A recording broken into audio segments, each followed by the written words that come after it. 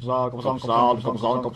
YouTube, Coppersan here. In this series we're checking in on how some of the older MMOs that we all played and loved when we were younger are doing. With today, the in 2007 released MMORPG Elsword, which is the spiritual successor of Grand Chase, another title by the same developer, and I'll probably cover that game in a later video as well.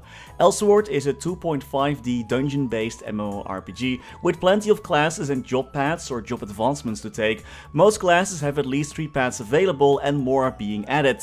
Dang, this kid is 13 years old and already saving the world? Man, I really threw my life away as a kid, huh? Players are dropped in a side-scrolling 2.5D world where they have to progress through the story by basically beating up everything that stands in their way. The combat feels really nice and the skills look and feel impactful. I don't know what it is with those Korean game developers. Usually their games have a ton of systems and RNG, but they almost always get the combat right, and Elsword is definitely one of those games. The combat still holds up and I personally found it really fun to play. Elsword has been around for a while now, and the game has enjoyed moderate success over time, spawning a short-lived mobile game that kinda disappeared overnight, hologram concerts, yep, and even an anime.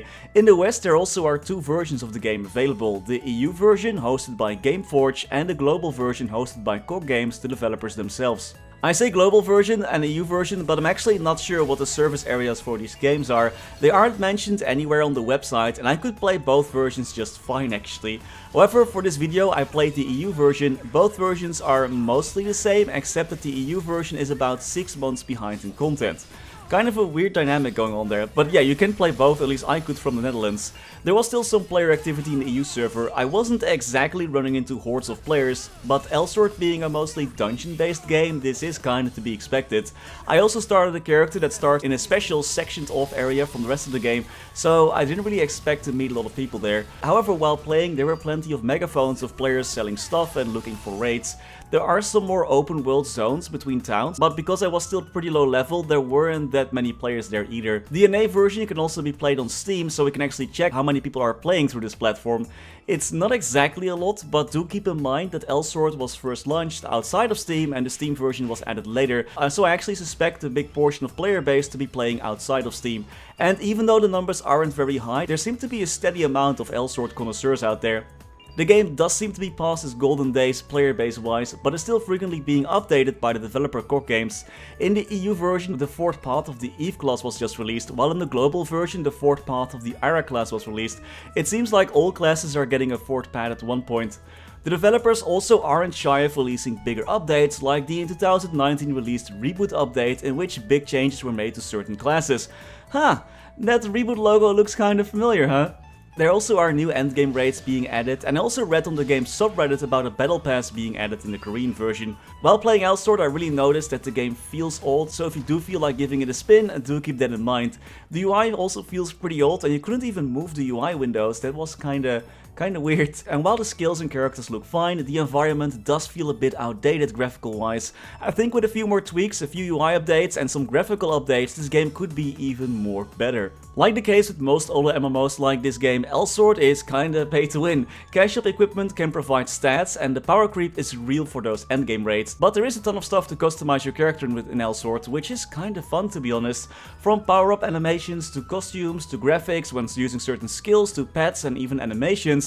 I guess a lot of money made from Elsword also went into the development of Coninck Games' latest international title, Kurtspell, which at the moment has almost no active players anymore. Crazy how new MMOs can either be massive or just dead on arrival. By the way, let me know which game you want me to cover next, it can also be a newer MMO. The max level on Elsword is 99, which is fairly easy to reach. I played for a couple of hours and reached level 50 on Noah, which is one of the newest classes to be released in the game. But level 99 is also where the game basically begins, with dailies, weeklies and raids to participate in. There also is PvP, but while streaming, more veteran players than me mentioned that PvP is kinda unbalanced and unrewarding at the time of this video. So, how is Elsword doing? I think the game is still relatively popular and is still receiving plenty of attention from its developers. More content keeps getting added, with the new 4th path advancements for classes being the big focus of this year. The game is old, and you will notice that with how some of the systems work and how the UI and graphics look. But it's not too bad by any means. The end game, where you're grinding for better gear and upgrades, can be quite a challenge. And with the game being quite pay to win, it can be quite challenging for free-to-play players to compete with the spending players. And while I only briefly dabbed in Elsword, I think the last time I played on this account was in 2015, and I only had a few hours in before making this video, I still had a lot of fun with the combat system.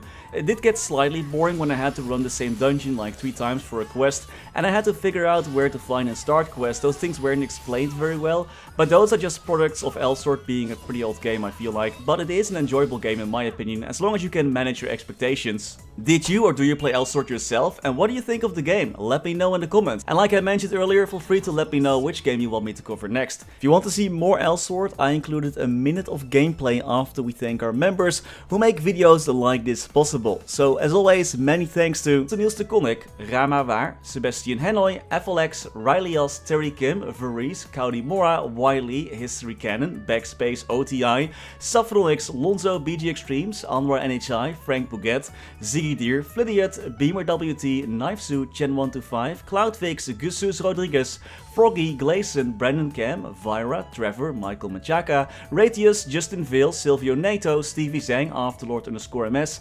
Heopan, ceemak, Striker Elk, Martin Panzik, Niu, Tidal1 Pan, Victor Sunstrom, Radicals the Alien, Riser RU, Gummy Bullet, Lucky Beats, Lovebird, Rev Soli, 32655, Mathias Simonsson, Mr. Narc, Galando Belavia, I'm Disappointed, my name is Coppersan and I'm super cute XOXO, PC Game Life, Yo Mama, Dante Victory, Stanislaus Xuma Vegas, level 241, Paladin Reboot, Caveman, oh yeah, Crazy Ladette, The Passenger and Gabriel Eck. Thank you all so much for watching, stay safe and happy gaming!